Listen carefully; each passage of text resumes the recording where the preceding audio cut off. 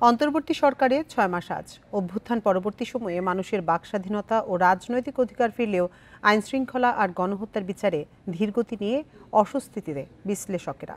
এ নিয়ে আলোচনা করতে রাজধানী সেগুনবাগিচা থেকে আমাদের সঙ্গে যোগ দিয়েছেন সমাজতান্ত্রিক শ্রমিক ফ্রন্টের সভাপতি রাজিকুজ্জামান রতন।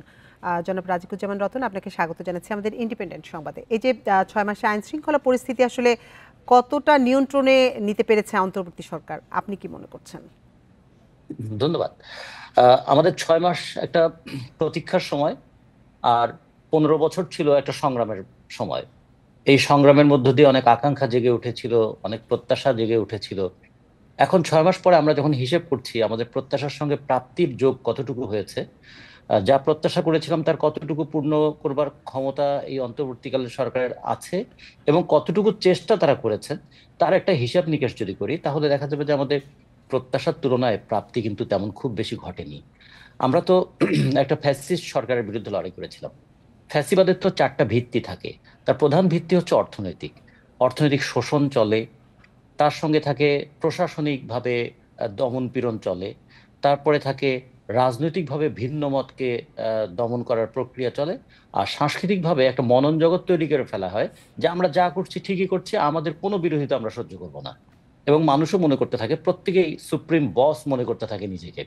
ফলে এই যে মনস্তাত্ত্বিক গরম, এটা দেখুন এই 6 মাসে কিন্তু আমরা খুব বেশি পাল্টাতে পারিনি, আমরা ডেমোক্রেটিক কালচারটা এখন তৈরি করতে পারিনি।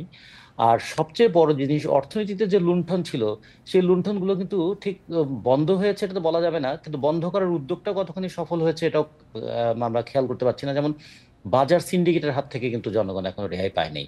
দ্রব্যমূল্য নিয়ে এই তামাশাটা চলছে।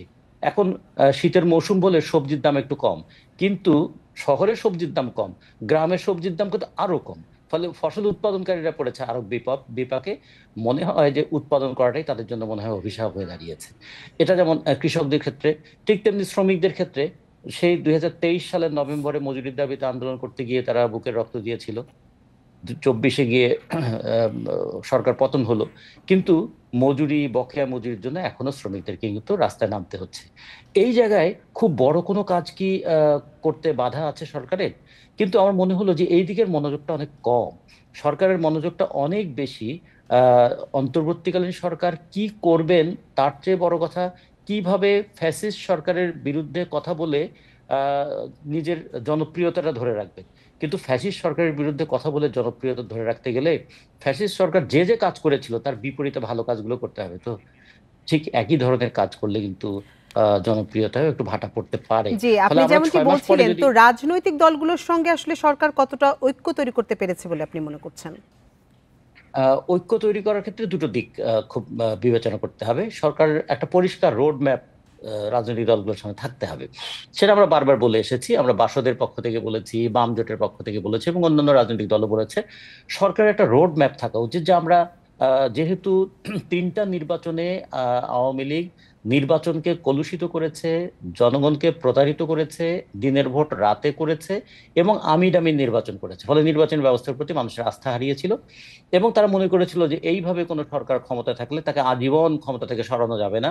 ফলে গণ অভ্যুত্থান একদম অবশ্যম্ভাবী হয়ে পড়েছিল। এটা 5ই আগস্ট না হলেও কোনো না কোনো সময় গণ অভ্যুত্থানের মধ্য দিয়েই আওয়ামী লীগকে উচ্ছেদ হতে হতো। সেই জায়গায় একটা সুষ্ঠু অবাধ গ্রহণযোগ্য নির্বাচনের জন্য রাজনৈতিক দলগুলোর সঙ্গে যে আলোচনা হওয়া দরকার, সেই আলোচনার জন্য একটা রোড ম্যাপ তো দরকার ছিল সরকারের। সরকার বলতেন যে আমরা এই সময়ের মধ্যে এই কাজগুলো করব। 2 নম্বর হচ্ছে, যেটা হলো সরকারি রোড ম্যাপটা পরিষ্কার করে দেওয়া উচিত। 2 নম্বর যে কাজটা হলো যে রাজনৈতিক দলগুলো কিন্তু তারা এই সময় কোনো ক্ষমতায় থাকবে না, তারা সরকারে থাকবে না। তারা একটা নিরপেক্ষ ভূমিকা প্রত্যাশা করবে ক্ষমতাসীন সরকারের, যাতে করে ভবিষ্যৎ নির্বাচনটা অবাধ সুষ্ঠু হয় এবং কোনো দলীয় প্রভাব না থাকে। সেই জায়গায় কিছু কিছু ক্ষেত্রে কিন্তু সংস্কারের নামে সময় ক্ষেপণের একটা কৌশলকেও অনেকে মনে জি, করছেন। যেমনটি এটা কি আপনি দল বলছিলেন গঠনের জন্য? রোডম্যাপ এবং সংস্কারের কথা বলছিলেন, তো সংস্কার এবং নির্বাচনের পথে আসলে এই 6 মাসে কতটুকু আগাতে পেরেছে সরকার? সংস্কার একটা অবশ্য প্রয়োজনীয় কাজ এবং সংস্কার একটা দীর্ঘমেয়াদী কাজ। এই সরকারের সময়কালে সরকার যে একটা পদক্ষেপ নিয়েছে সেটা হলো অনেকগুলো সংস্কার কমিশন করেছেন। এই কমিশন রিপোর্টগুলো আসবে, কিন্তু এই রিপোর্টটা বাস্তবায়ন করবে কে? রিপোর্টটা বাস্তবায়ন করতে গেলে তো একটা নির্বাচিত সরকার লাগবে। এই সরকার এই কাজটাই করতে পারে, তিনি অন্তত ইতিহাসে নাম লেখাতে পারবেন এইভাবে যে এই সরকার এতগুলো ক্ষেত্রে সংস্কার কমিশন করেছেন, সংস্কার কমিশন নানা দিক থেকে পর্যালোচনা করে এই রিপোর্টগুলো উপস্থাপন করেছেন, এবং এই রিপোর্ট অনুযায়ী ভবিষ্যতে দেশটা পরিচালিত হবে সেই ক্ষেত্রে রাজনৈতিক দলগুলো ঐক্যমত পোষণ করেছে, এবং একটা সুষ্ঠু অবাধ গ্রহণযোগ্য নির্বাচনের মধ্যে দিয়ে যে পার্লামেন্ট গঠিত হবে সেই পার্লামেন্টে অন্তর্বর্তীকালীন সরকারকে যেমন আইন সিদ্ধ করা হবে, তেমনি এই সরকারের সময়কালে যে সুপারিশগুলো দেওয়া হয়েছে সেই সুপারিশ জি, অনুযায়ী দেশ পরিচালিত রাজিকুজ্জামান হবে। রতন, আপনার কাছে সব শেষ প্রশ্নে যেতে চাই, একটু সংক্ষিপ্ত করে বলবেন। আপনি শুরুতেই অর্থনীতির কথা বলছিলেন, তো অর্থনীতিকে সামলে নেওয়ার পদক্ষেপগুলো কতটা ইতিবাচক আসলে? আমরা ছোট্ট একটা উদাহরণ দেখতে পারি শ্রীলঙ্কার। শ্রীলঙ্কা প্রায় দেউলিয়া হয়ে যাওয়া একটা অর্থনীতিকে ব্যাংক ব্যবস্থা, বাজার ব্যবস্থা, শেয়ার মার্কেট এবং এই বিদেশে পাচারকৃত টাকা, এগুলোর ক্ষেত্রে একটা কন্ট্রোল আরোপ করার মধ্যে দিয়ে শ্রীলঙ্কা কিন্তু সেটা সামলে নিয়েছে। আমরা কিন্তু এখনো আমাদের ব্যাংকগুলোকে রক্ষা করতে পারি নাই, শেয়ার মার্কেটে এখনো সেই উত্থান পতনের নামে শেয়ার কারসাজি চলছে, আমরা বাজার ব্যবস্থাটাকে সিন্ডিকেটের হাত থেকে মুক্ত করতে পারিনি, এবং বিদেশে যে পাচার হয়ে যাওয়া অর্থ সেটা ফিরিয়ে আনার ক্ষেত্রে খুব ভালো কোনো পদক্ষেপ আমরা দেখি নাই। ফলে আমাদের মনে হচ্ছে যে আমাদের সামনে একটা মডেল, কিন্তু ছোট্ট মডেল শ্রীলঙ্কা দাঁড় করিয়েছিল।